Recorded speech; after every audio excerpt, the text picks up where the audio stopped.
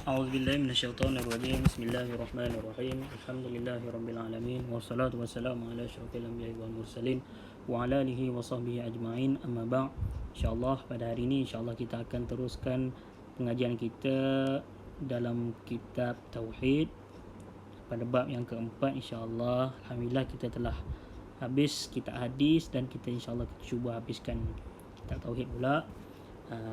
Pada bab yang keempat ini kita akan belajar bab Darsul Rabi' Tauhidu fil Aqidah Al-Islamiyah. Kita nak membicarakan tentang Tauhid pada Aqidah Islamiyah. Kita tengok ta'arif dia. Tauhidu lughatan. At-tauhidu secara dari segi bahasa, ja'ala syai' wahid, menjadikan sesuatu itu satu, tauhid. Wahada yuwahidu tauhidan, menjadikan sesuatu itu satu. Wa fil istilahil aqidah islamiyah, maksudnya apa? Ifradullah, kita mengesakan Allah Subhanahu wa taala birrububiyah, tentang ketuhanan Allah yang mentadbirkan alam ini. Wal uluhiyah, Tuhan, kita mengesakan Allah Subhanahu wa taala ini dengan beribadah kepada Allah Subhanahu wa taala.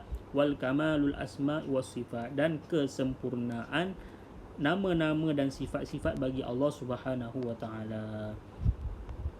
Wa fi ma yali talkhisu likulli min anwa'i tauhid fil aqidah islamiyah. Yang kat bawah ni dia nak ceritakan tentang apa? Tentang ringkasan setiap jenis-jenis tauhid pada agama akidah Islamiyah. Dia bahas tadi 3 kan. So ada 3 lah.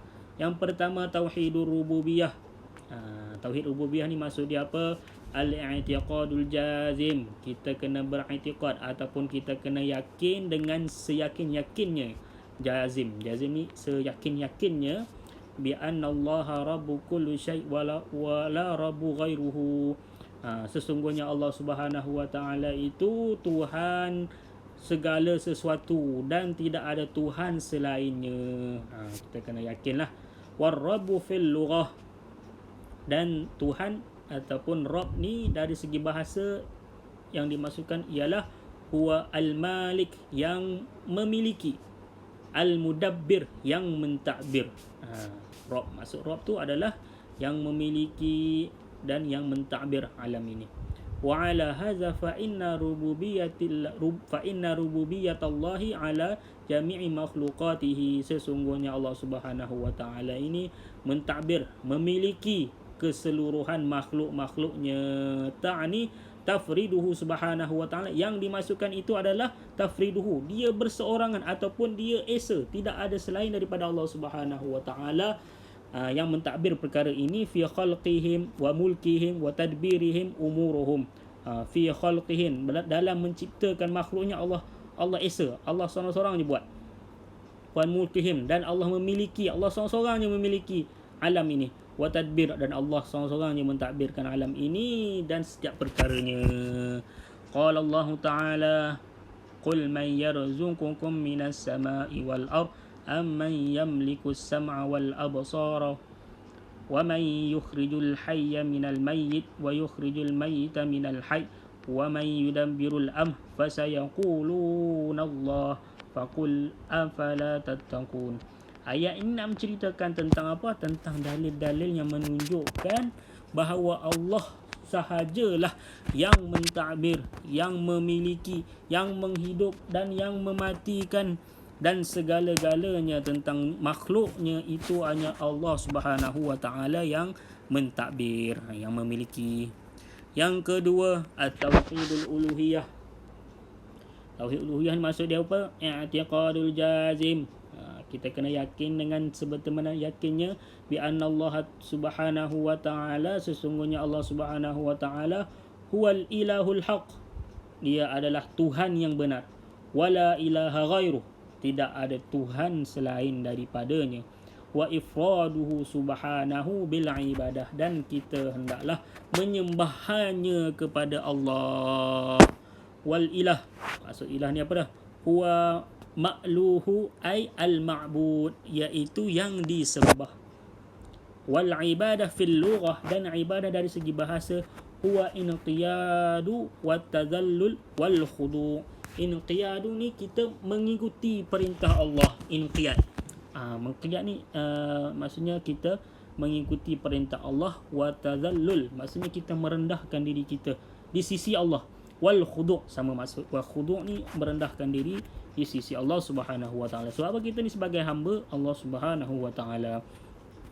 Fala yatahaqqaq tauhid, dan tidak terlaksanalah tauhid uluhiyah ini illa melainkan bi ikhlasil ibadah, melainkan dengan ikhlas beribadah kepada Allah Subhanahu wa taala wahdah, hanya kepada Allah Subhanahu wa taala, fi batiniha dari segi batin, wa zahiriha dan secara zahir, dalam hati dan juga dalam luaran kita, bihaitsu la yakunu syai'un minha li ghairillahi subhanahu wa ta'ala. Dari sudut apa? Dari sudut tidak ada selain daripada Allah Subhanahu wa ta'ala. Kita ibadah tu memang semata-mata kepada Allah, bukan kerana riak. Riak ni batin lah. Kita luarnya nampak macam beribadah kepada Allah, tetapi hati riak, maka kita tidak ikhlas. Wa bihadza fa inna tauhid uluhiyah yastalzimu an natawajjahu ila Allah wahdah bi jami'i anwa'il ibadah wa ashkaliha. Dan yang demikian itu, sesungguhnya tauhid uluhiyah ini melazimkan kita natawajjah, kita memfokuskan kepada Allah Subhanahu wa taala.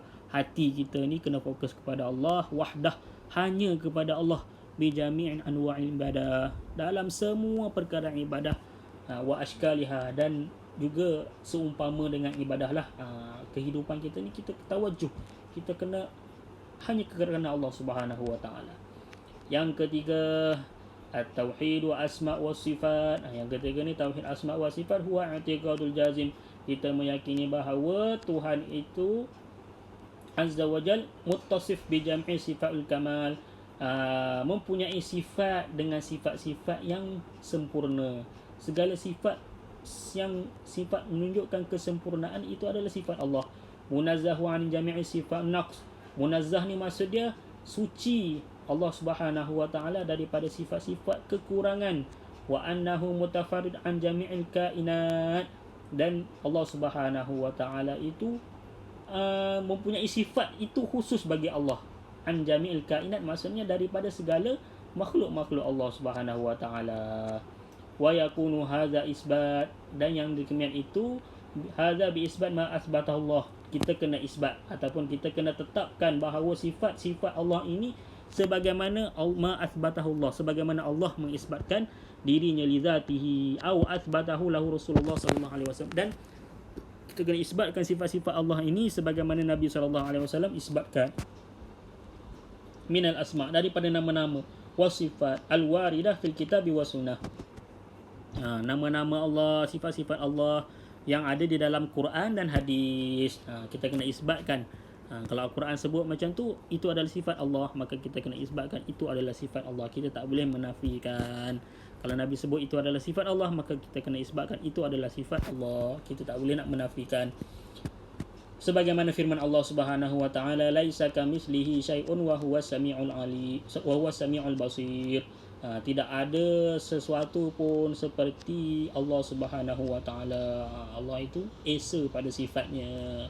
Wa huwas samiul basir. Sesungguhnya Allah Subhanahu wa taala Maha mendengar lagi Maha melihat. Wallahu taala alam. Latihan ni ustaz akan maklumkan bagaimana nak buat nanti insya-Allah. Assalamualaikum warahmatullahi wabarakatuh.